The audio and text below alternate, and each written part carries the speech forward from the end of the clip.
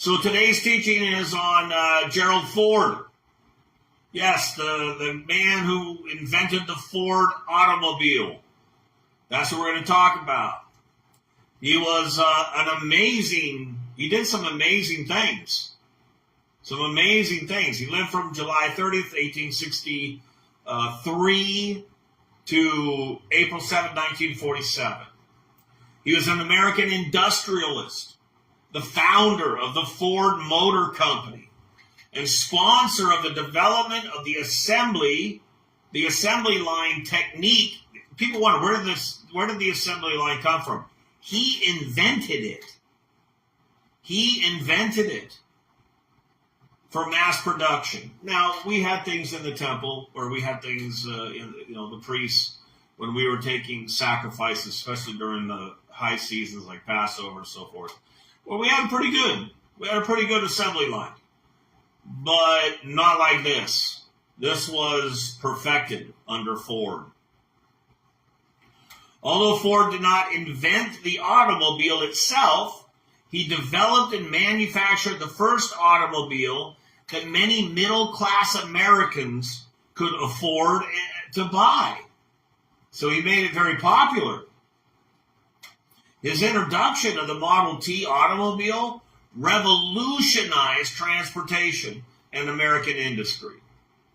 As owner of the Ford Motor Company, he became one of the richest and best-known people in the entire world. Ford had a global vision. He was a visionary. His intense commitment to systematically lowering costs resulted in many technical and business innovations, including a franchise system that put dealerships throughout most of North America, as well as in major cities on 6 different continents. It wasn't just America. He influenced the world. Ford left most of his vast wealth. Shalom, Ricardo. Good to see you. Te amo, te amo. Good to see you. Ford left most of his vast wealth to the Ford Foundation, but he arranged for his family to control the company permanently. So let's talk about his early life. He was on a farm in Greenfield Township, Michigan. That's where he's from. His father, William Ford, who died in 1905, was born in County Cork, Ireland, Irish background, in a family that was originally, prior to that, from Western England. His mom, Mary Litigott Ford. What? Ephata. Okay. Rio de Janeiro. Thank you. Thank you, Ricardo. She was born in Michigan as the youngest child of Belgian immigrants. So there was a Belgian influence there. That's going to become important in a little bit. Her parents died when she was a child, and she was adopted by neighbors, the O'Hairns.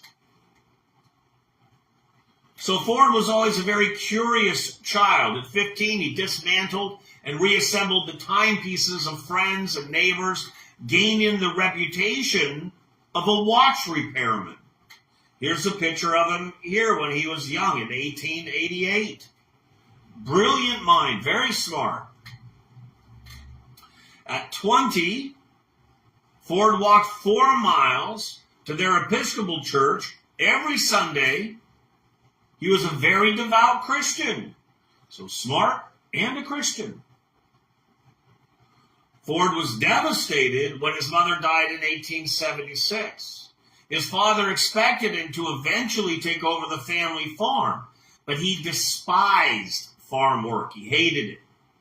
He later wrote, quote, "I never had any particular love for the farm. It was the mother on the farm that I loved." Nice sentiments. In 1879, Ford left home to work as an apprentice machinist in the city of Detroit. In 1882, he returned to Dearborn, Michigan, to work on the family farm, where he became adept at operating the Westinghouse portable steam engine. Here's a picture of that there. It's not the Stanley steamer, but it is a steam engine. He was later hired by the Westinghouse Company to service those steam engines. In 1891, Ford became an engineer with the Edison Illuminating Company. After his promotion to chief engineer in 1893, he had enough time and money to devote attention to his personal experiments on gasoline engines. So he was working with Edison. Here's the picture of that building. That's where he used to work. It's still standing to this day. So he got all that influence from Edison. These experiments that he was doing culminated in 1896 with the completion of a self-propelled vehicle, which he named the Ford Quadricycle. I have a picture of it here. This is really his first vehicle, the Quadricycle. Kind of looks like a bicycle with four wheels in a way. After various test drives, Ford brainstormed ways to improve his new quadricycle. In 1896, Ford attended a meeting of Edison executives where he was introduced to Thomas Edison. This is the beginning of this influence. Edison approved of Ford's automobile experimentation. Encouraged by Edison, Ford designed and built a second vehicle, completing that one in 1898. So now we're almost to the 1900s. So after that, Ford then resigned from the Edison Company, and he founded the Detroit Automobile Company. However, the automobiles produced were of a lower quality and a higher price than what Ford was shooting for. Ultimately, the company was not successful, and it was dissolved in January 1901, so he was working on it for a couple of years there. Later, Ford designed, built, and successfully raced a 26-horsepower automobile in October 1901. He then formed the famous Henry Ford Company. That was the following year. He had some internal difficulties with that business, and he left the company bearing his name. Because Ford was no longer with him, they renamed that company. A lot of people don't know this. They renamed that company and called it the Cadillac Automobile Company. And that was the birth of Cadillac. For those overseas, Cadillac is a famous American car. Ford went to work designing an inexpensive automobile, and he leased a factory and contracted with a machine shop owned by John and Horace Dodge. Those Dodges. And he did this to supply over $160,000 in parts. Yes, it's the same Dodge that builds Dodge trucks today. Well, sales were low, and a crisis arose when the Dodge brothers demanded payment for their first shipment. They're like, pay us. In response, the Dodge brothers were offered a portion of the new company, and they took the offer. That move made the Dodge brothers millions of dollars later on. Dodge manufactured every part of the Ford car except for the buckboard wooden seats and the rubber tires. It was all Dodge. The Ford Company was reincorporated as the Ford Motor Company on June 16th, 1903. So this all happened fairly quickly, within a few years. From there, Ford went on to even greater success. He was a very clean living man, okay? He didn't smoke, didn't drink, didn't gamble, or go to the movies even. He didn't drink coffee, tea, sugar, red meat, or even drink pasteurized milk. He was a devout Christian man. But there's another part of this story, a side that few ever hear about. It's a very dark side. A side as dark as the body paint on his first Model T. That's a picture of it there. See, Henry Ford hated Jews. He endorsed what's called the Protocols of the Elders of Zion. Let me talk about that for a moment. The Protocols were first published in 1903. It was actually originally written as a hoax, fiction. It was originally written as fiction.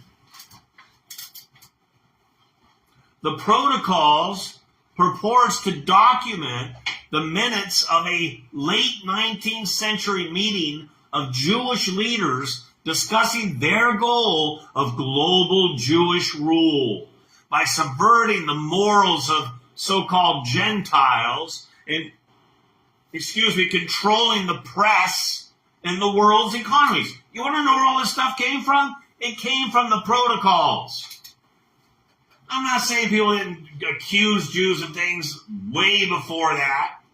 Maybe this one here, maybe that one there. But putting it all together into this formalized kind of conspiracy theory, it came from the Protocols. I'm going to get some water.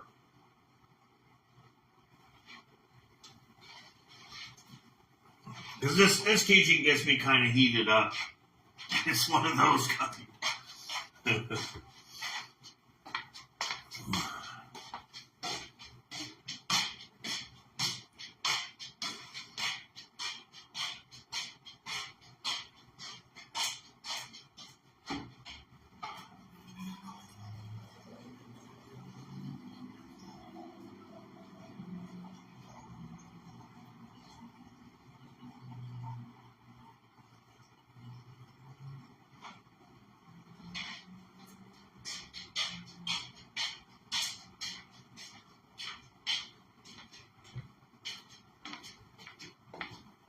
Okay. Good. So I bet you didn't know that about Ford, unless you've heard it from here before. So the protocols were never intended to be taken seriously. It was written by a Russian who worked for the Russian secret police and some unknown others. And it was mostly a takeoff of a French political satire, which had nothing to do with Jews, right? But they took that and then he mixed it with an anti-Semitic novel written by a German novelist. So basically it was a forgery from some various works of fiction. The writer of the satire and even the anti-Semitic novelist never intended for it to be considered factual. Well, then it found its way into the public in Russian initially, and before you knew it, it was widely believed there. Then shortly after, it was preached as fact in churches all over the world. It was right next to the Bible in churches. The chief rabbi of Sweden said in 1924 concerning the protocols, "Long have I been well acquainted with the contents of the protocols. Indeed, for many years before they were ever published in the Christian press." End quote. So they knew about this. The rabbis and the Jews are like, oh, where's this coming from? Well, let's look at some of what the protocols have to say. And remember, this is supposed to have been written, the story, the myth, is that these things were written by these Jewish, so-called Jewish leaders. So here's one of the first, the cover of one of the first books, it says the protocols of the meetings of the learned elders of Zion, translated by Victor E. What's his name? Marson. I can't see it, it's real tiny. But that's the protocols. Here's what it says. In order to give the Goyim, often translated as Gentiles, that's the way it's meant here.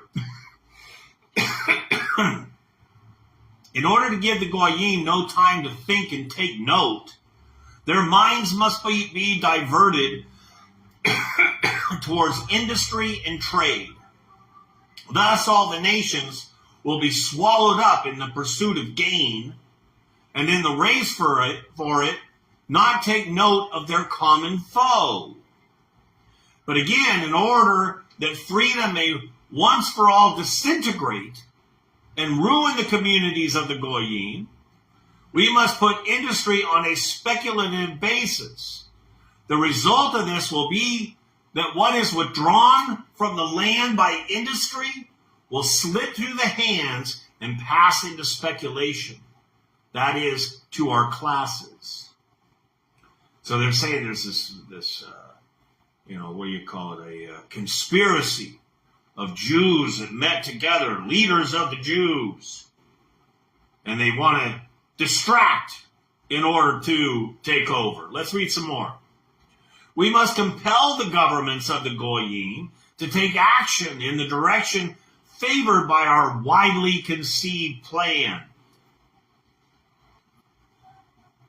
Already approaching the desired consummation by what we shall represent as public opinion, secretly promoted by us, the Jews, through the means of that so-called great power.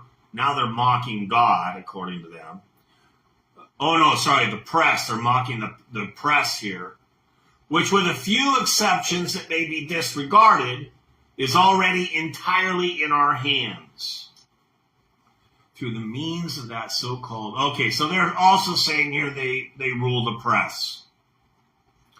So it's basically saying that the Jews secretly planned to take over the world subversively by using work to distract them and the press to deceive them, which they claim, according to this, is run by the Jews.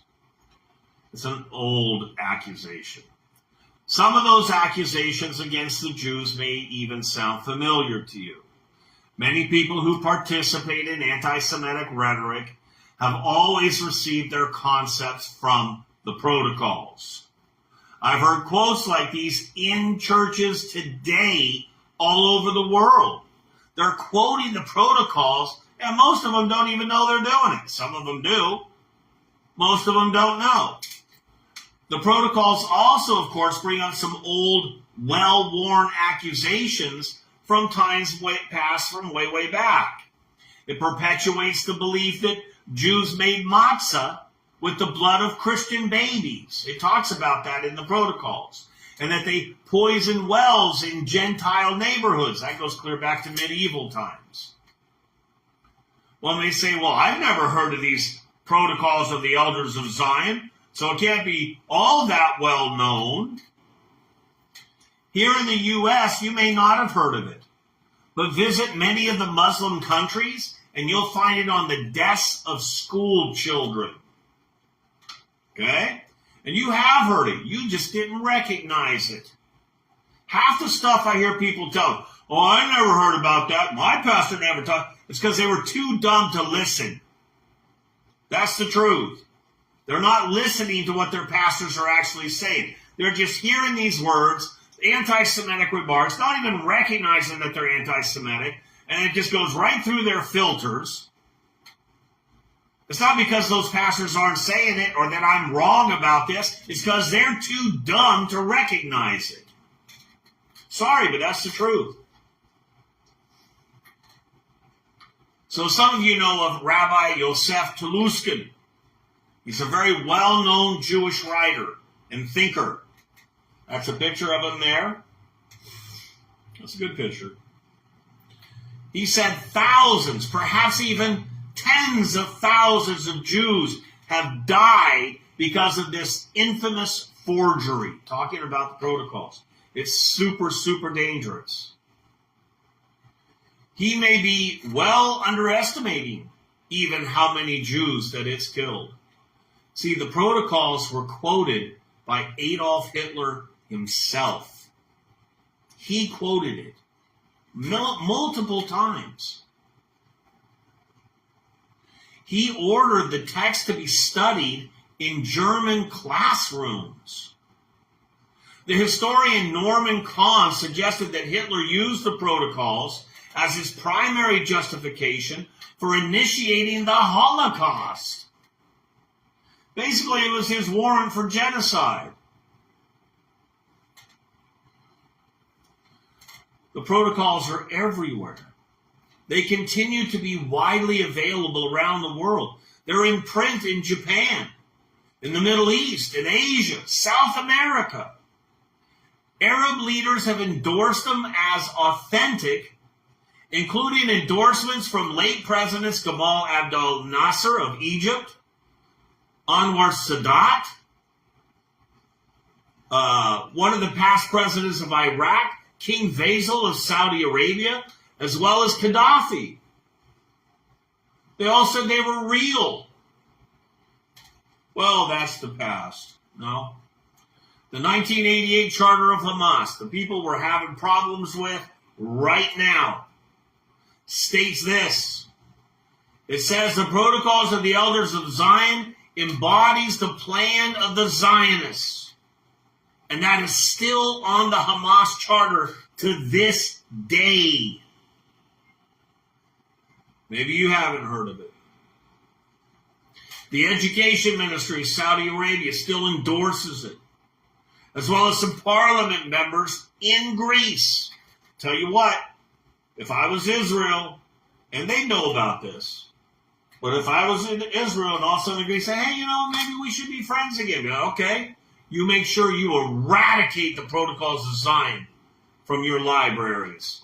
Don't have that garbage in there. Same goes with any nation. Any nation that allows this.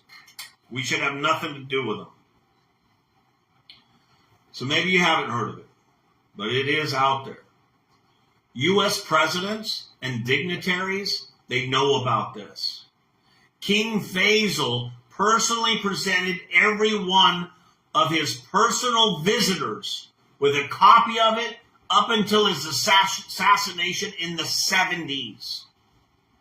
That means every dignitary that came from America went over and met with that scumbag. Every one of them had a copy of the protocols placed in their hands. Secretary of Defense, President, everybody that went there. They knew about it. So what does all this have to do with Henry Ford? Haven't we kind of strayed a little bit here? I already said he endorsed it. But did you know that he funded the printing of, 500,000 copies that were distributed throughout the United States? 500,000 copies. That's a lot. 500,000 copies of sheer poison. He started by using his own newspaper company. And of all places, Michigan. It was called the Dearborn Independent. He had his own newspaper by then. And he started this chronicle of what he considered, quote unquote, the Jewish menace. M-E-N-A-C-E, menace. Like Dennis the Menace. Here's an actual copy of it. You can look this up. All this stuff, you can look it up.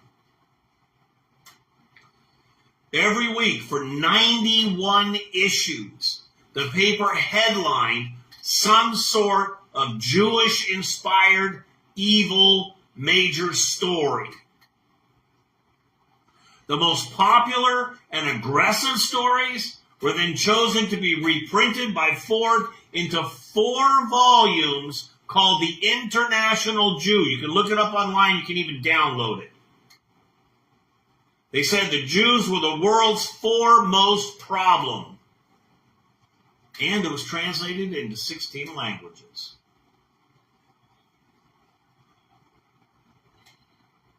The International Jew was basically a rewrite of the protocols of the Elders of Zion, and it was used as its foundation. Having heard in advance about the Dearborn Publishing Company's plan to attack Jews, E.G. Pipp, P-I-P-P, editor of the Dearborn Independent, resigned in disgust in April 1920. And he was replaced by William J. Cameron and Ernest Leibold, who was Henry Ford's personal secretary. I don't know if you can hear that siren. I think I'll wait. It could go right by here.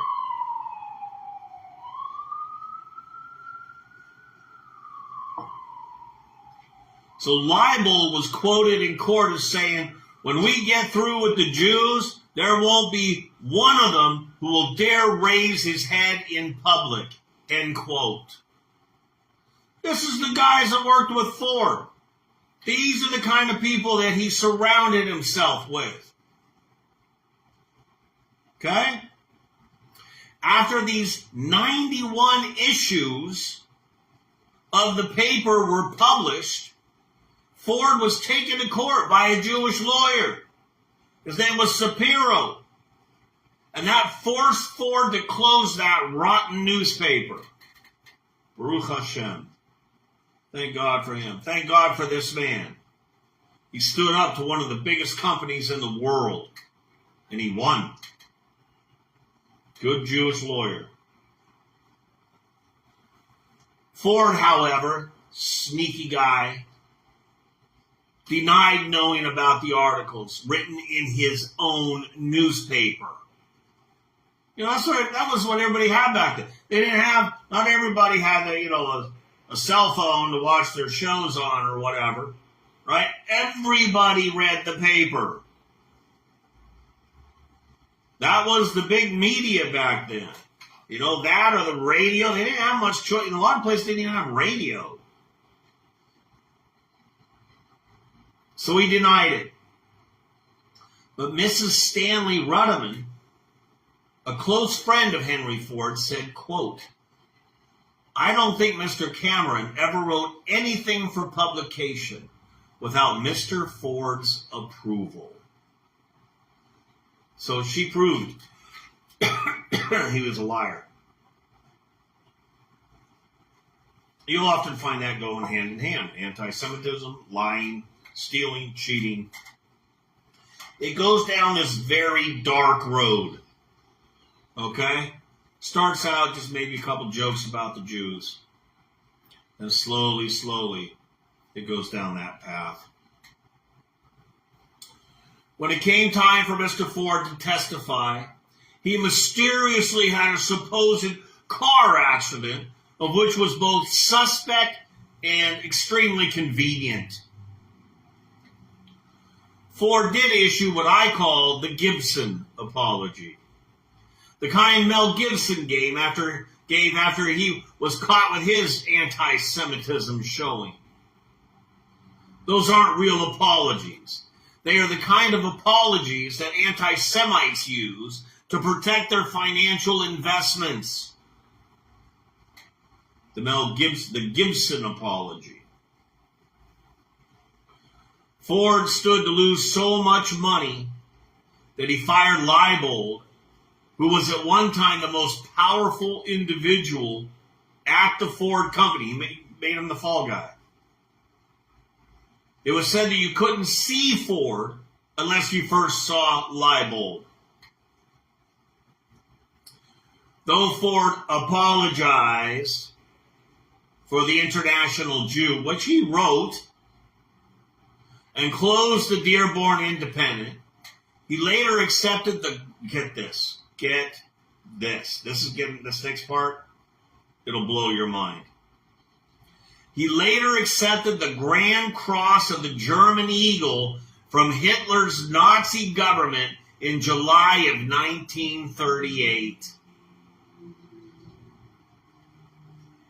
Many claim Ford himself neither wrote nor personally signed the apology that was issued for the anti-Semitic writings. He didn't sign it, nothing. Ford was a huge inspiration to the Nazi Party. At the Nuremberg trials, Baldur von Schirach mentioned that the international Jew made a deep impression on him and his friends in their youth and influenced them in becoming anti-Semitic. Just so you know, Baldur was the head of the famous Nazi youth program. And who do they credit? Ford. In fact, it was reported that Adolf Hitler himself had a large picture of Ford in his office. That was reported by the New York Times in 1922. A well-used copy of the International Jew was found in Hitler's library. You can read about that in a book called Hitler's Private Library, the books that shaped his life. It's printed in New York by Knopf. It says on page 69.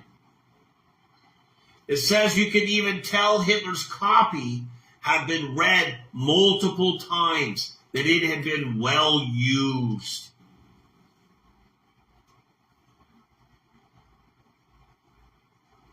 Because of the publishing of the International Jew, President Woodrow Wilson, former Presidents Taft and Roosevelt, signed what was called, quote, the Pearls of Racial Prejudice. This was a statement that urged, quote, all those who were molders of public opinion to strike at the international Jew, which it characterized as, quote unquote, un-American agitation. So they all went after it and went after Ford. Ford's newspaper even used baseball against the Jewish people. Even problems with the national pastime were attributed to Jewish influence by him. It said if fans wish to know the trouble with American baseball, they have it in 3 words: too much Jew.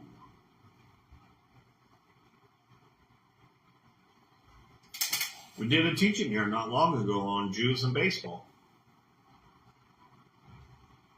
I'm sure none of them liked him. I bet they couldn't stand for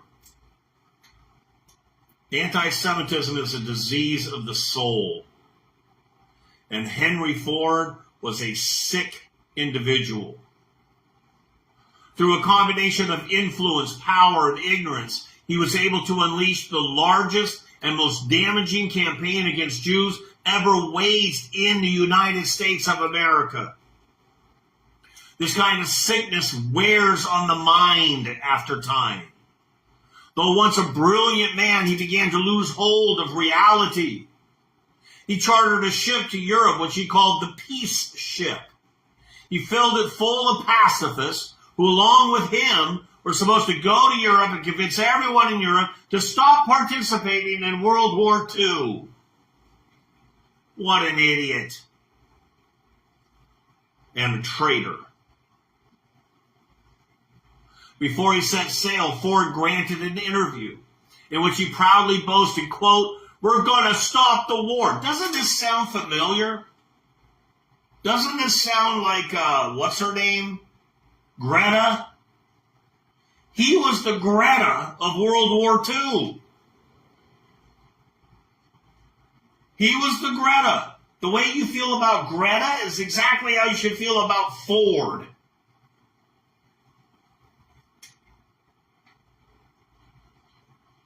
He said, we're going to get the boys out of the trenches by Christmas. That was one of the most needed wars of all time. The Americans went and saved Jews from the Holocaust.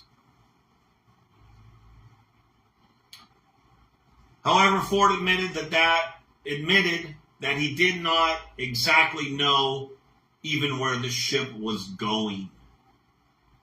He was starting to lose it. Starting to lose it.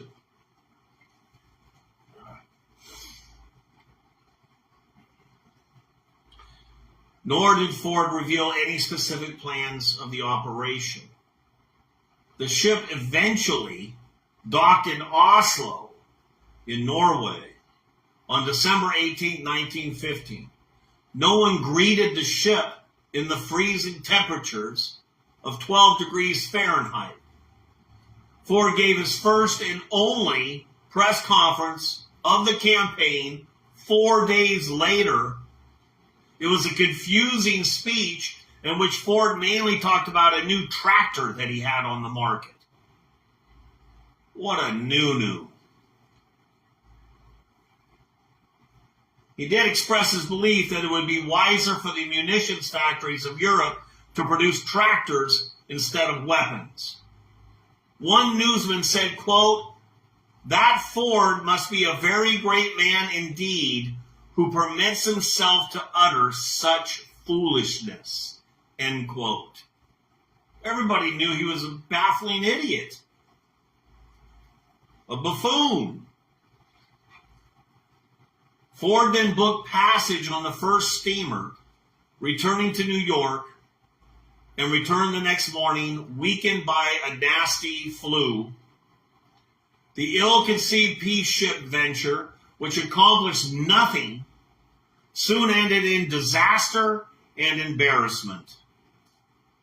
Well, he's an old man then. He was 52. He was only 52. In comparison, I'm 59.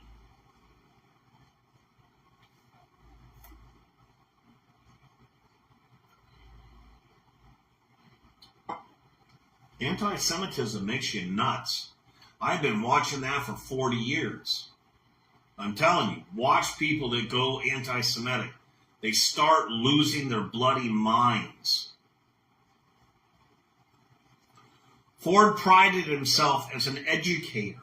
Okay, he thought he was really smart, and in some ways he was. I mean, the fact that he invented the factory lines and the cars that he invented. I mean, but you know what? If you turn against the Jew, all that turns to mush. It turns to mush. So after the peace ship fiasco, he was in court once again, and the lawyer said to him, "You call yourself an educator.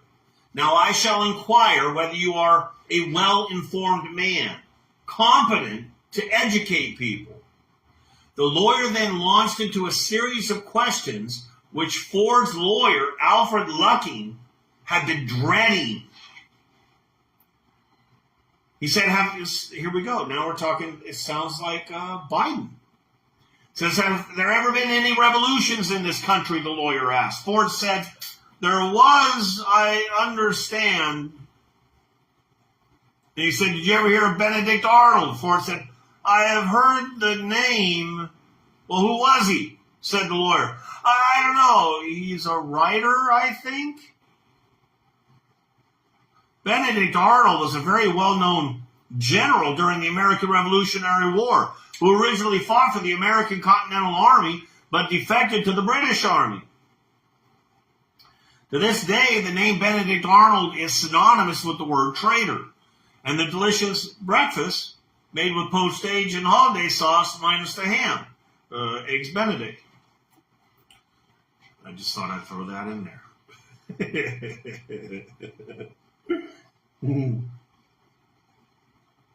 Back to the trial. The lawyer exposed Ford as not being the educator that he thought he was. And the press had a field day over it. One paper described Ford as a man with a vision distorted and limited by his lack of information.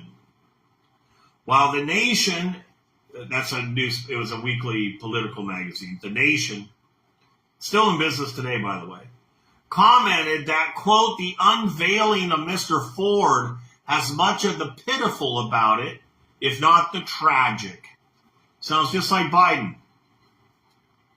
Most brutal of all had been the lawyer's closing remarks to the jury, in which he declared that he had never been so shocked as he was in this case when Henry Ford disclosed the pitiable condition of his mind. No, Mr. Ford wasn't senile. He was simply experiencing the biblical consequences of cursing Hashem's chosen people. It is inevitable.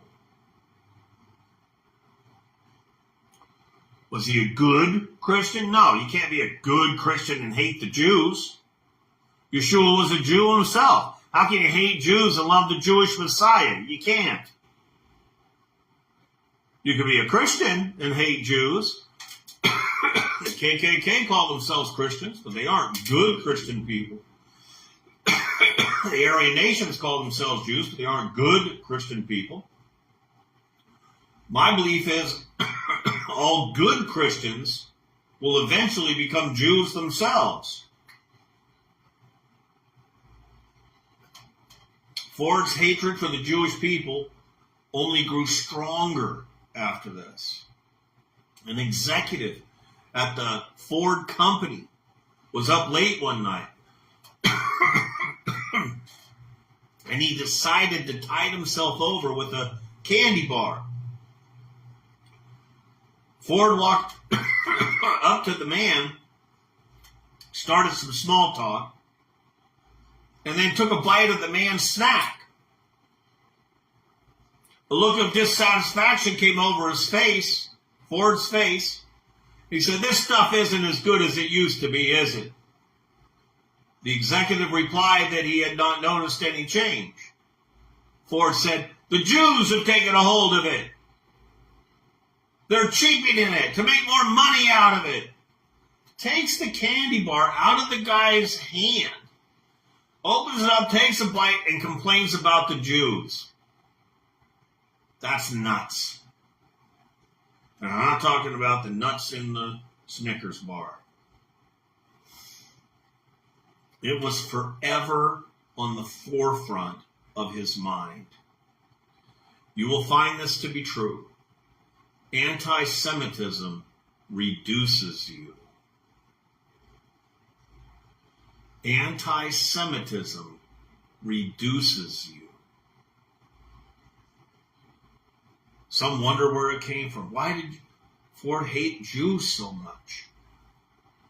We know the adversary plants these kinds of thoughts and feelings in people originally. But why are some people more susceptible to believing lies of this nature more than other people? My guess is that he got it from his mother. His mother's parents were from Belgium. Just in case you don't know, here's a map. Okay. Here's Germany, right? Here's Belgium. Belgium had a lot to do with Germany during the Holocaust.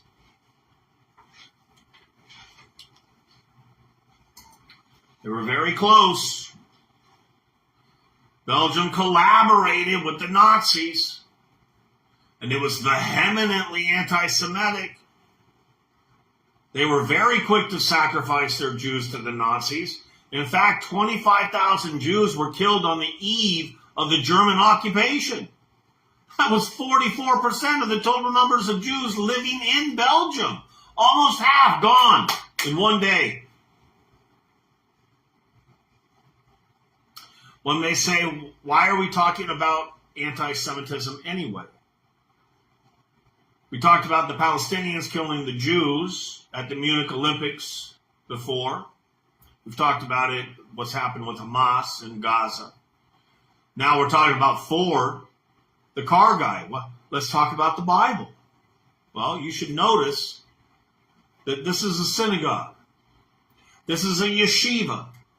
We talk about anti-Semitism and anti-Semitism's relation to the Bible should be apparent. Who wants the Jews killed? The adversary. Did we not learn anything from the book of Esther? The adversary wants the annihilation of the Jewish people, first and foremost. If Satan could wipe out the Jews, do you realize that he will have wiped out God's credibility? Hashem said certain things are going to happen with the Jews. If he could wipe them out, they'll say, oh, look, your God's a liar. You can't trust him. We can't have an end days if there's no Jews alive. Hashem would be made into a liar. The next in line, theoretically, would be the adversary. He'll say, well, he's the liar. We proved him wrong. I'm the one that should be God. So he can then rule from Har Zion, Mount Zion, and complete his objective of being Hashem, the name. And make no mistake, that is his objective. If you're a believer in Yeshua, then you better know about anti-Semitism, and you better be on guard for it. If you don't think it's important, then you better reassess your entire faith. So now that we've exposed Henry Ford for what he really was, what do we do with that piece of information? Do we now have to sell our cars made by Ford? No. If you have a Ford, keep it till it falls apart. It probably won't be too long. They're not very well made. Keep it till it falls apart, or until you don't want it anymore. Should you buy a new Ford now that you know this? Should you buy a new Ford now that you know its history? And just so you know, that history is carried over into present times. They just had a big thing with a problem with anti-Semitism at the Ford company. So should you buy a new Ford? No. In my opinion, you should not. One may say, but that was Henry Ford, not his kids who inherited it, or the people running it now. What did they do wrong? They profited from it. It's a company with Jewish blood on its hands. Does that mean we're going to make a ruling here at Beta Venue that no one is allowed to buy Fords or any other kind of car with a bad history? No. You know, BMW, they were also part of the Nazi war machine. But they have come out and apologized. They've said they were sorry for their interaction and their support of the Nazis. Ford never did that. But no one here is going to point, hey, look at that guy's right driving a Ford. It's between you and Hashem. No one's going to point at another and say, gee, you bought a Ford. I guess you're not a very good Messianic, are you? That would be absurd. But for some of you, you might be like me. After I found out this information, I never bought a Ford from that day on. I won't do it. I was given one once, actually two, and I kept it. I won't buy anything new. I won't put any money in their pocket. Recently, BMW apologized, and it was a great apology. I actually really liked it. How many of you would buy construction material from Osama bin Laden's family business? I'd like to think none of you.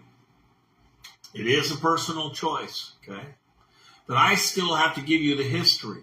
So for those who do weigh their choices in such areas, they can have the information needed to make an informed decision. And now you know about Henry Ford. I hope you enjoyed the teaching.